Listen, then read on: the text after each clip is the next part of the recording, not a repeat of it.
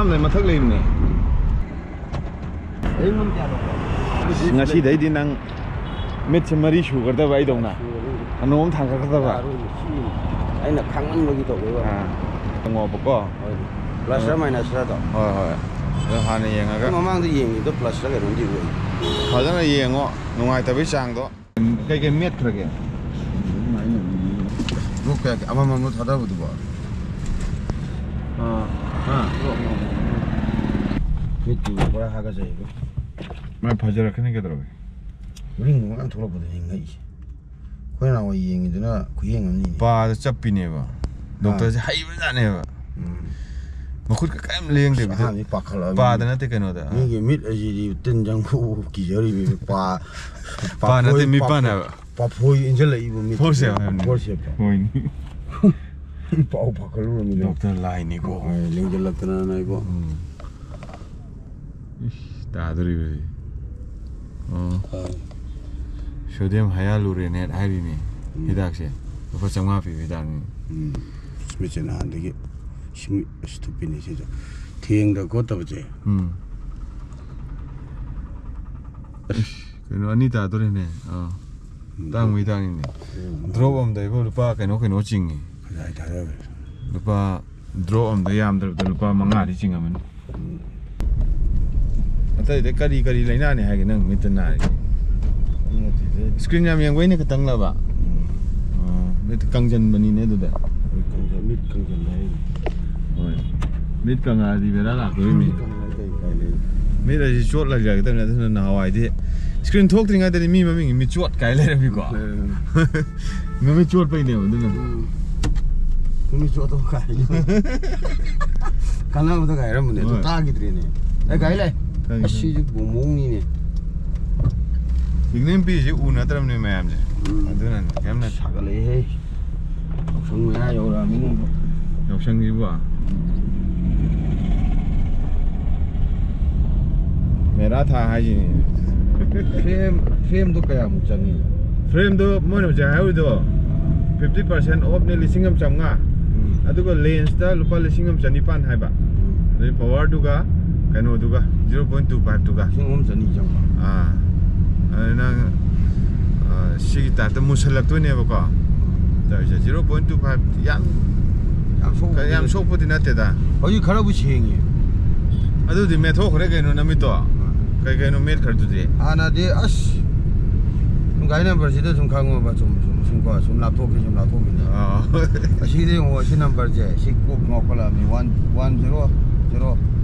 สุ่มลาทุกข์เขาเรียกกันไม่ปากกันปากทุกข์เอาคนเนี่ยลาแก้บุกิช่างตัวอะดูยังไงดีด่าไก่เนี่ยบริษัทมีเองเลยนะแกมปังก็มีเงินนะต้องได้ใช่แกมปังก็มีแกมลาปก็ปังก็มีวันจุ่มนี่จุ่มมาไม่ไหวกันแต่อูบดีนะตัวที่ว่ายังไม่ใหญ่นะไอ้จุ่มฉันตกเลยเดี๋ยวรักไปตกเป็นใช่อะไรเนี่ยช่วยบีกับอีกับวันนั้นมันจะดูมันนี่ฉันตกแต่ที่ให้เลยให้มาคนที่คิดดูยังเลี้ยมจุลีบางคนมาช้ากันใช่แกมนิกเทวีเด้อมีป้านที่จะพอเซมซับปังกับแมวไอ้กะดีนี่โยนี่นี่สิที่เขาเรียกว่าอีกกันก็เย็ดกี่แต่โอ้ยสิที่ขนาดน่ารักไหมบ้าโอ้ยสิน้อยเมียคิดว่าเราวิ่งก็จะมาในวิ่งไงเพื่อนั่งกันทางห้างวิ่งไปเล่นก็จะมาในน้อยมีป้านแต่ก่อนหน้าปัจจุบันตับิดาทำน้อยไว้แต่ไอ้มิดชินะกันว่ามาเดี๋ยวเราคุยกี่มิดเช่คุยกี่ก็ปังมังงามตระก็คุยกี่ปีตาระยำน้อยผู้ช่างกำเลยนะดีเว้ยก็จะนี่จะไม่ทบไปใหญ่ต่อสปาก็มันเนี่ยอาเช่นว่าที่มาฮีวันเลยก็ได้ว่าปนเนี่ยบอกก็มาฮีตัวกังจะหลักว่าจะมาปังงอทอกที่เป็นหายตาเลยเอาตัวเมทอกปนเนี่ยว่ามาฮีเนี่ยมาหุ่นสิหลักก็ได้เนี่ยว่านั่งลิบามยาวใช่เลยไอ้หน้าวัยมาเลยรำมันเนี่ยมีดีใครบอกมันนบหรอใช่แล้วตัวอาชีพพี่ยังเจนนัดเด็ดอ่ะงั้นนบยังมันได้ยังกระชุ่มเมล่าเลยเราอยู่บนนั้นเนี่ยโนบอร์ยังไม่ขัดนี่เนี่ยออโตเมตรีให้เรายิงกันนะเดียวทางในชาวบ้านยามามีนะเดียวดูวิทยิงมีเลยแอมไหลทุกข์วิทยิงแบบว่าคนอนุเกณฑ์ยิงหรอนั่นจ้ะไม่เอาวิทยิงอนุไม่ได้มีกระเชฟได้เลยสิบ่บ่ ꯑꯗꯨꯅ ꯑꯩ ꯄꯣꯛ ꯂꯩꯔꯝꯃꯤ ꯀꯩꯅꯣ ꯃꯌꯥꯝꯒꯤ ꯆꯠꯅꯕꯤ ꯑꯃ ꯂꯩꯕ ꯃꯌꯥꯝꯅ ꯂꯥꯟꯅ ꯆꯠꯅꯕꯤ ꯍꯥꯏꯇꯥꯔꯦ ꯃꯤꯠ ꯌꯦꯡꯉꯨꯔꯗꯤ ꯑꯅꯣꯞ ꯑꯃ ꯎꯞꯄꯣ ꯍꯥꯏꯔꯛꯑꯅꯤ ꯑꯁꯨꯃꯥꯏꯅ ꯑꯗꯨꯝ ꯍꯥꯏꯌꯦꯕ ꯑꯅꯣꯞ ꯎꯞꯐꯝꯗꯨꯗ ꯑꯅꯣꯞ ꯁꯥꯐꯝꯗ ꯃꯤꯠ ꯌꯦꯡꯉꯗꯤ ꯇꯧ ꯇꯥꯕ ꯅꯠꯇ꯭ꯔꯣ ꯑꯅꯣꯞ ꯄꯤ ꯇꯥꯕ ꯅꯠꯇ꯭ꯔꯣ ꯍꯥꯏꯔꯀꯣ ꯑꯩꯈꯣꯏ ꯕꯥꯁꯨ ꯑꯝꯇ ꯄꯨꯕꯤꯔꯛ ꯇꯥꯔꯦ ꯑꯩꯈꯣꯏ ꯃꯥꯁꯨ ꯉꯧꯗꯣꯡ ꯂꯩꯔꯨꯕꯒꯤ ꯑꯥꯗ ꯑꯣꯄꯔꯦꯁꯟ ꯇꯧꯔꯨꯕ ꯑꯁ ꯑꯩꯁꯦ ꯊꯥꯎ ꯍꯥꯜꯂꯛꯀꯗꯕꯅꯤꯅꯦ ꯑꯃꯨꯛ ꯀꯪꯈꯤꯗꯅ ꯑꯩꯕ ꯌꯥꯅꯤꯗ ꯊꯥꯎꯁꯤ ꯅꯍꯥൻ 500ꯒꯤ ꯍꯥꯞꯄꯒ ꯊꯧꯕꯥꯜ ꯆꯠꯂꯨꯔꯦ MU ꯆꯠꯂꯦ ꯁꯤ ꯌꯦꯡꯉꯣꯅꯦ ꯀꯃꯥꯏꯅ ꯇꯧꯒꯦꯅꯦ ꯃꯁꯛꯇꯣ ꯀꯃꯥꯏꯅ ꯁꯤ ꯐ꯭ꯔꯦꯝꯁꯤ ꯀꯌꯥ ꯄꯤꯒꯦ ꯑꯗꯨ ꯐ꯭ꯔꯦꯝꯗꯣ ꯒꯤꯐ ꯇꯧꯔꯦꯅꯤ ꯗꯣꯛꯇꯔ ꯇ꯭ꯔꯣꯐꯤꯒꯤꯗ ꯌꯥꯎꯕ ꯔꯝꯕꯣꯅ ꯑꯉꯥꯡ ꯑꯃ ꯂꯩ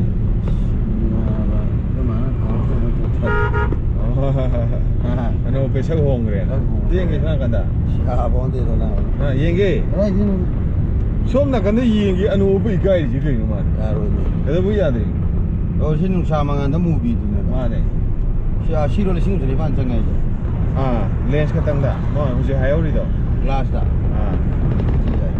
ꯑꯩꯈꯣꯏꯅꯗꯤ ꯒꯤꯂꯥꯁ ꯍꯥꯏꯗꯅ ꯃꯣꯏ ꯗꯣꯛꯇꯔ ꯃꯔꯣꯟꯗꯗꯤ ꯂꯦꯟꯁ ꯍꯥꯏꯗꯣꯏꯅꯦꯕ ꯃꯣꯏꯁꯤ ꯀꯩꯅꯣ ꯌꯥꯎꯗꯕ꯭ꯔꯥ ꯄꯋꯥꯔ ꯌꯥꯎꯗꯕ꯭ꯔꯥ ꯌꯥꯎꯗꯦ ꯑꯩ ꯁꯤ ꯄꯋꯥꯔ ꯌꯦꯡꯗ꯭ꯔꯤꯉꯩꯗ ꯇꯧꯈꯤꯕꯅꯦ ꯑꯩꯁꯤ ꯐꯠ ꯁꯣꯛꯑꯝꯅꯦ ꯑꯗ ꯌꯦꯡꯉꯣ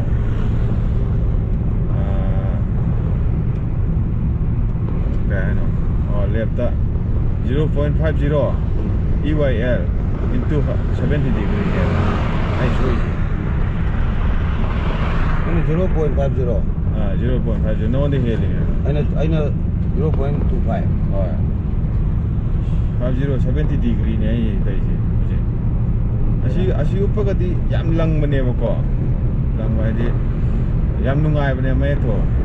ꯅꯨꯡꯗꯥꯡꯗꯅ ꯁꯤꯁꯦ ꯀꯩꯅꯣ ꯇꯧꯕ ꯅꯨꯡꯗꯥꯡꯗꯅ ꯑꯗꯨ ꯅꯨꯡꯁꯥ ꯃꯉꯥꯟ ꯌꯥꯎꯗ꯭ꯔꯒꯅ ꯉꯧꯗꯣꯏꯅꯦꯕ ꯑꯗꯨ ꯄꯥꯝꯃꯕꯣ ꯑꯗꯨꯃꯛ ꯄꯥꯝꯃꯕꯕ ꯁꯤ ꯌꯥꯔꯦ ꯀꯩꯅꯣ ꯌꯥꯔꯦ ꯑꯗꯨꯗꯤ ꯁꯤ ꯀꯥꯏꯗ ꯂꯩꯔꯤꯅꯣ ꯑꯗꯨꯅ ꯀꯩꯅꯣꯗꯒꯤ ꯗꯣꯛꯇꯔ ꯕꯣꯕꯤꯒꯤꯗ ꯌꯥꯎꯕ ꯑꯉꯥꯡ ꯑꯃ ꯂꯩꯌꯦ ꯔꯝꯕꯣ ꯍꯥꯏꯅ ꯏꯅꯥꯎꯄꯥꯗꯨꯅ ꯒꯤꯐ ꯄꯤꯕꯤꯔꯛꯄꯅꯤ ꯑꯅꯣꯞꯇ ꯉꯥꯎꯖꯕꯤ ꯌꯥꯝꯕꯅꯦ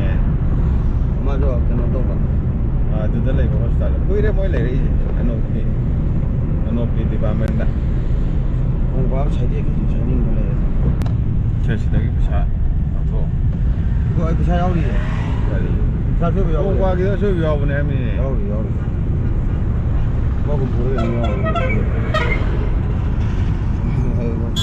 ꯌꯥꯎꯔꯤ ꯂꯣꯏꯁꯤꯜꯂ ꯂꯥꯛꯑꯣ ꯏꯆꯣ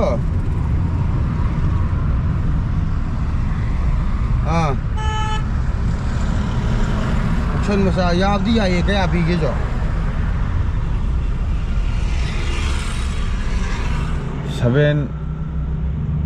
minus 0.50 EYL into 70 degree hari 2.5